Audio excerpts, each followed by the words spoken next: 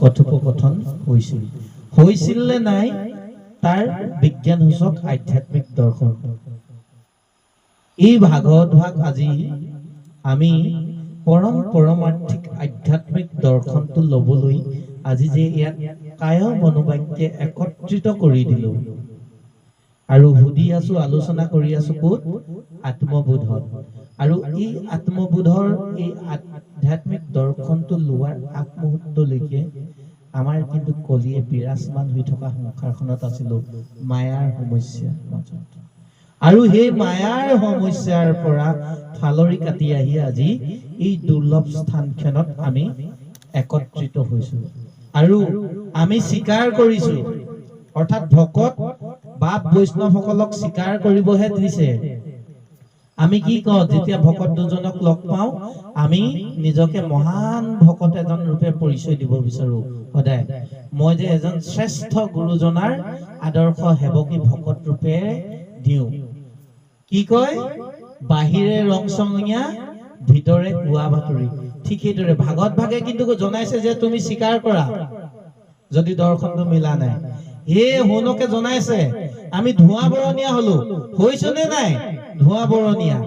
চাওক আজি আধ্যাত্মিক দৰ্শনটো লোৱাৰ আগমুহূৰ্তলৈকে আপুনি আৰু মোৰ মাজত যে কোনো বিভেদ নাই, এই তত্ত্বটো জনাৰ আগলৈকে আপোনাক মই দেখিবলৈ মন নাযায়, তুমি মোক দেখিবলৈ মন নোযোৱা একোজন ব্যক্তি। এইজন কিয় আহিলে জানো? তেওঁক দেখিব মন নাযায়, অৰ্থাৎ সেইজন ধোঁৱা বৰণীয়া। আৰু সেইজনেও যে মোক দেখিব নোৱাৰে, ময়ো ধোঁৱা বৰণীয়া। আমি এন্ধাৰ এলান্ধু লাগি আছে, সেয়ে আমি দেখিব নোৱাৰো ইজনক যে হিংসা কৰিছো। কাৰণটো কি? তেওঁ ধোঁৱা বৰণীয়া, মইহে দেখিছো ধোঁৱা বৰণীয়া। কাৰণ মোৰ চকুটো ধোঁৱা বৰণীয়া হল। কিয় হল? আপুনি মই ইজনে ইজনৰ মাজত অসমান সমতা সৃষ্টি নোহোৱাৰ, ওখ চাপৰ হোৱাৰ মূল কাৰণটো হল আমাৰ যি দৃষ্টি, এই দৃষ্টিটো ধোঁৱা বৰণীয়া হল। কিয়? এই কলিৰ পৰা পৰিত্ৰাণ পাম বুলি বিভিন্ন ধৰণৰ যাগ যজ্ঞ কৰিছিলো। কি যাগ? আজি এই নামঘৰত ভাগৱত পাঠভাগ আছে, মোৰ সময় নাই যাবলৈ তালৈ। কাৰণ এই পাঠভাগলৈ যোৱাৰ লগে লগে মোৰ ঘৰখন নচলিব নহয়। মোৰ এতিয়া বয়সেই হোৱা নাই ঈশ্বৰৰ গুণানুকীৰ্তন কৰিবলৈ, বৃদ্ধ বয়সত কৰিম। কিয়? বোলে মই ঘৰখন চলাবলৈ মায়া সমস্যা এই অতিবাহী ফুৰোতে স্বাৰ্থপৰ হোৱাৰ বাবে, মই মোৰ স্বাৰ্থ আদায় নোহোৱাৰ কাৰণে মোৰ সন্মুখত থকা ব্যক্তিজনৰ লগত সদায় ওখ চাপৰ ধোঁৱা বৰণীয়া। গতিকে স্বীকাৰ কৰিছে, হয় আমাৰ সমাজত যে অশান্তিৰ সৃষ্টি হৈছে, ইয়াৰ মূলতে কাৰণ হল আমি আপোনাৰ পৰম তত্ত্বটো বুজি নাপাই আমি নিজৰ মাজতে খোৱা কামোৰা লাগি আছিলো। গতিকে আজি আপুনি আমাক বুজাই দিয়ক, এই খোৱা কামোৰা এই অশান্তিৰ পৰা আমি কেনেকৈ পৰিত্ৰাণ পাম। সেয়েহে আচলতে দৰ্শন দিব বিচাৰিছে দেই কৃষ্ণ।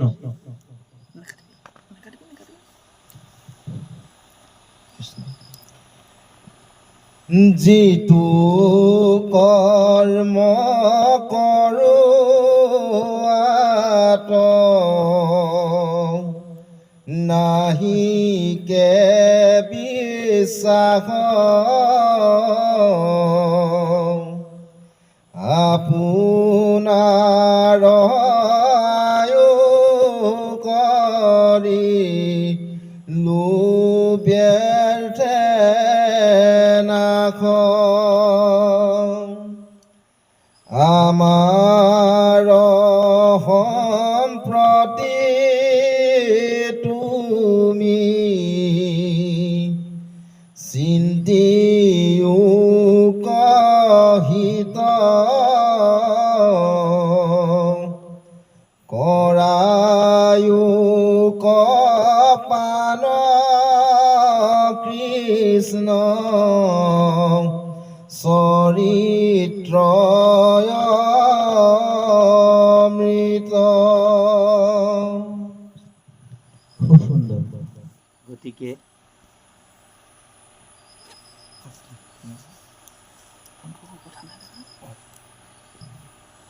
খুব সুন্দৰ। গতিকে এতিয়া জনাইছে শুকমুনিয়ে কি জনাইছে যে যেতিয়া আমি স্বীকাৰ কৰিলো, চোৱা আমি যিবিলাক কৰ্ম কৰি আছো সেই কৰ্মবিলাকত আমাৰ বিশ্বাসী নাই।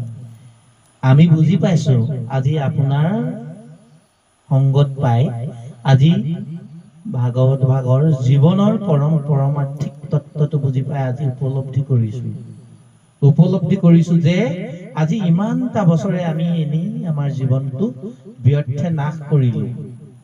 গতিকে হে ভূতমুনি, আমাৰ বাবে আমাৰ মংগলৰ চিন্তা কৰি আপুনি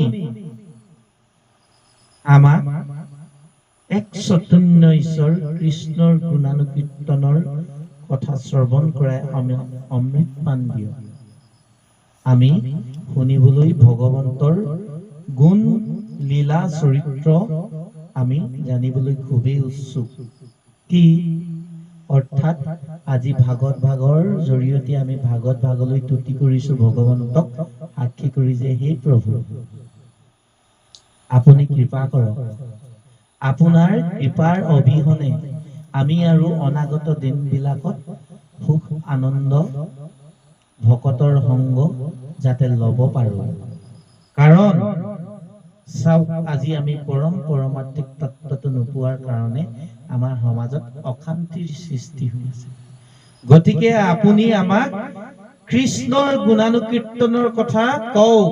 অৰ্থাৎ কেনেকৈনো আমি আমাৰ অনাগত জীৱনত আনন্দৰে পাৰ কৰি লৈ যাব পাৰো, আনন্দৰে আমাৰ জীৱনটো গঢ়িব পাৰো, সমাজখন সুশৃংখল ৰূপ দিব পাৰো, তাৰ উপায় দিয়ক। এনেকৈ ভূতমুনিক অৰ্থাৎ ভাগৱতৰ পৰমাৰ্থিক তত্ত্বটোক সোধা বা আপুনি মই জানিবলৈ উৎসুক হোৱা তত্ত্ব। অৰ্থাৎ আপুনি মই ভাবি ল'ব লাগিব যে অনাগত দিনত যাতে আমি এই ভাগৱতৰ পৰমাৰ্থিক তত্ত্বৰ দ্বাৰা এখন সুন্দৰ মানৱতাৰ সমাজ গঢ়ি তুলিবলৈ যত্ন কৰিম। গতিকে যত্ন কৰিবলৈ হলে প্ৰথমে আমি নিজে শিক্ষা গ্ৰহণ কৰিব লাগিব। গতিকে সেই উপায়বিলাক বিধানবিলাক দিয়ক। পৰম ঈশ্বৰ কৃষ্ণ দেৱ নাৰায়ণ তানে মহাভক্তি ইটো শ্ৰৱণ কীৰ্তন। পৰম ঈশ্বৰ কৃষ্ণ দেৱ নাৰায়ণ আমি বুজি পাইছো এজনেই ঈশ্বৰ, সেই পৰম ঈশ্বৰজনী হল কৃষ্ণ, পৰম আনন্দৰ সমাহাৰ অধিকাৰীজন, যিজন দেৱ নাৰায়ণ। নাৰায়ণ মানে কি? চাৰিও অক্ষৰ হাৰকাঢ়ি আনি কৃষ্ণ, চাৰিও বেদৰ চাৰি অক্ষৰ হাৰকাঢ়ি আনি ব্ৰহ্মাদেৱে বেকত কৰিয়া থৈলা নাৰায়ণ বাণী। নাৰায়ণ ধৰ্মতত্ত্ব আমি বুজি পালো। ধৰ্মক আশ্ৰয় নকৰিলে দেৱৰো দেৱ, শাস্ত্ৰৰো উত্তম গীতা ভাগৱত, দেৱৰো উত্তম কৃষ্ণ, হয়নে? ধৰ্মৰো উত্তম নাম। গতিকে যেতিয়ালৈকে আমি এই নামত আশ্ৰয় নলওঁ তেতিয়ালৈকে আমি সেই প্ৰভু কৃপাৰ দৃষ্টি নহৈ আমি অনাগত দিনত আনন্দৰ প্ৰকাশমান দিব নোৱাৰিম। গতিকে আপুনি কওক আৰু সেই প্ৰভু